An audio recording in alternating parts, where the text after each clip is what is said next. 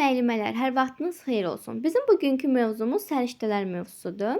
Və səriştələr nə deməkdir? Bunun haqqında ilkin olaraq məlumat verim ki, məktəbəqədər hazırlıq dövründə uşaqlarda qazanılan bacarıqlar deməkdir. Yəni səriştələr bacarıqlar deməkdir.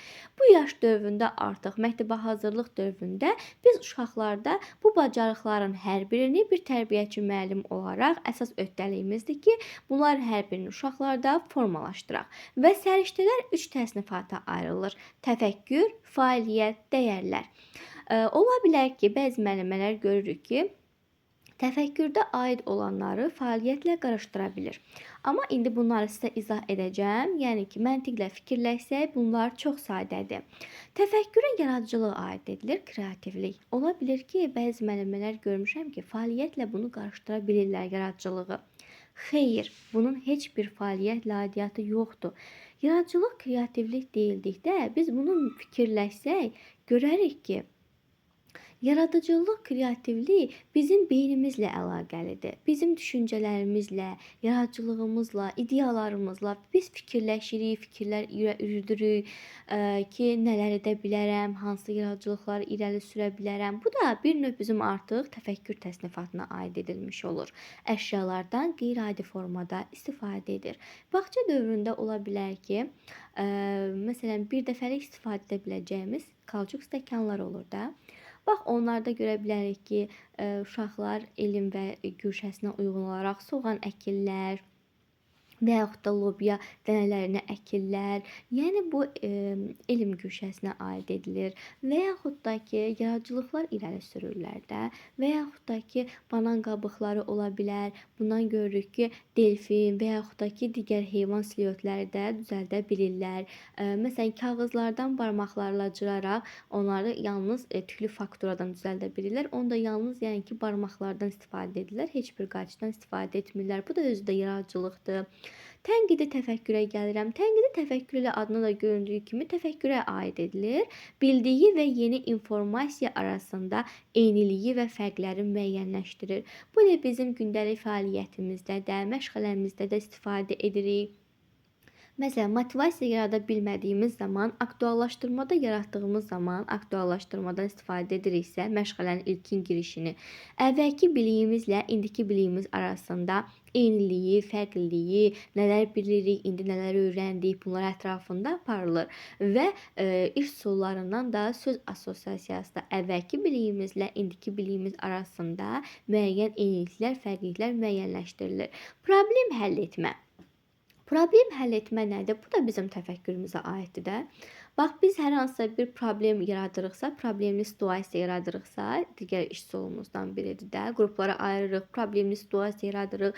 Uşaq burada artıq beynini işlədir, təfəkkürünü işlədir ki, mən bu problemi necə həll edim, necə yol tapım. Qərar qəbul etmə. Qərar qəbul etmədə artıq iştirak edir. Uşaq burada qərar qəbul edir. Hansı qərar düzdür, hansı qərar yanlışdır. Burada da təfəkkür iştirak edir. Müstəqil öyrənmə. Müstəqil öyrənməyə artıq maraq nümayiş etdirir. Bunun özü də təfəkkürə aiddir. Artıq uşaq burada müstəqil öyrənərək təfəkkürünü inkişaf etdirir. Nəyin doğru olduğunu, nəyin yanlış olduğunu, nəyi necə etmək olduğunu artıq uşaq burada özü bilir hər bir şeyi. Gəlirəm fəaliyyət təsnifatına. Fəaliyyət nədir? Biz artıq burada ünsiyyətdə oluruq digər insanlara. Bu da özü də fəaliyyətdir də. Ünsiyyət etiketlərinə riayət edir. Yəni biz insanlarla ünsiyyətdə olarkən ünsiyyət yəni etiketlərinə riayət edirik, ünsiyyət mədəniyyətinə riayət edirik, düzgün şəkildə istifadə etmə qaydalarını bilirik. Əməkdaşlıq nədir? Biz fəaliyyətdə oluruq yenə də burada. Digər insanlarla əməkdaşlıq edirik, qruplarda uşaqlar iştirak edirlər, fəaliyyətdə olurlar. Kollektiv fəaliyyətdə iştirak qaydalarına bələddir. Rəqəmsal savadlılıq İKT-ni tanıyır və fərqləndirir.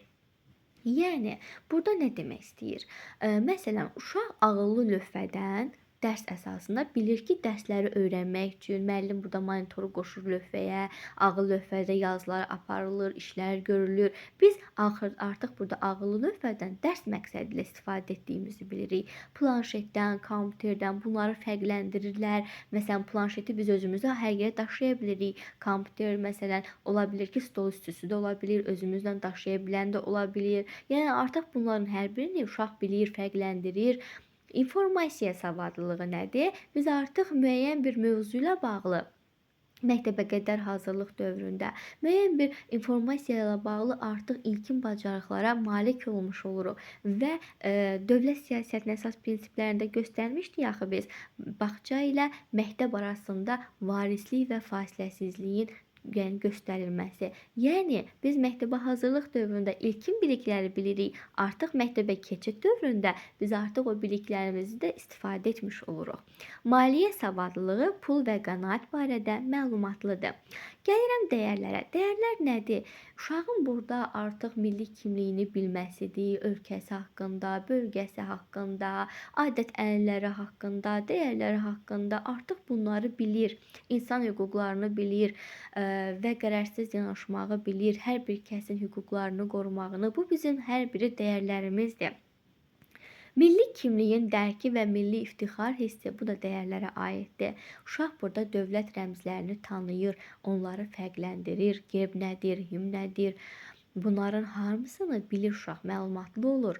Fəal vətəndaş mövqeyi. Yaşadığı bölgə və ölkə haqqında məlumatlıdır. Yəni uşaq hansı yerdə yaşadığını bilir. Razindəmi yaşayır, Bakıdamı, Gəncədəmi, rayondamı, şəhərdəmi? Bunun hamısını bilir. Hansı hissədə yaşayır, ölkəsi haqqında, Azərbaycan ölkəsi haqqında artıq məlumatlıdır bir qədər. Məlumatı olur, prezidenti kimdir, bizim yəni ki, rəmzlərimiz nələrdir?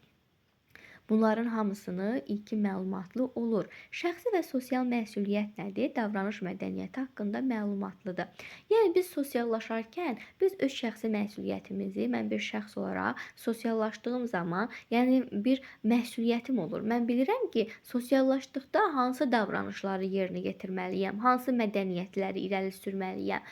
Yəni ki, sosiallaşarkən mədəniyyət çərçivəsində hər birini yerinə yetirmək lazımdır. Demokratiya və insan hüquqlarına hörmət. İnsan hüquqları haqqında barədə təsəvvürlərə malikdir.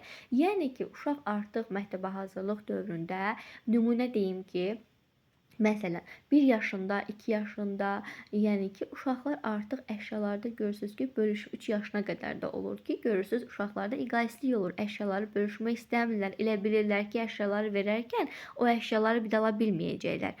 Amma artıq məktəbə hazırlıq dövründə bu uşaqlar bunları bilirlər ki, o uşağın da hüququdur ki, bu əşyadan istifadə edə bilsin və söz haqqı verirlər, bir-birlərinə hörmət edirlər. Bunları artıq bu bacarıqları uşaq bilir. Mədəni müxtəlifliyə hörmət, yəni mədəni müxtəliflik barədə məlumatlıdır. Uşaq irqindən, onun maddi baxımından, sağlamlığından asılı olmayaraq hər bir kəsə hörmətlə yanaşmalıdır. Mədəni müxtəlifliyi hörmətlə, yəni qəbul etməlidir. Bunları bilməlidir uşaq. Bu kimi bacarıqların hər biri məktəbə hazırlıq dövründə uşaqlarda da formalaşmalıdır. Bu qədər müəllimə səriştələr mövzumuz. Və kanalımıza abunə olub bəyənməyi də unutmayın. Ödənişsiz qruplarımız da fəaliyyət göstərir. MİQ və sertifikasiya qruplarımız var. Müsahibə qruplarımız var. Kim istəyirsə nömrələ əlaqə saxlaya bilər.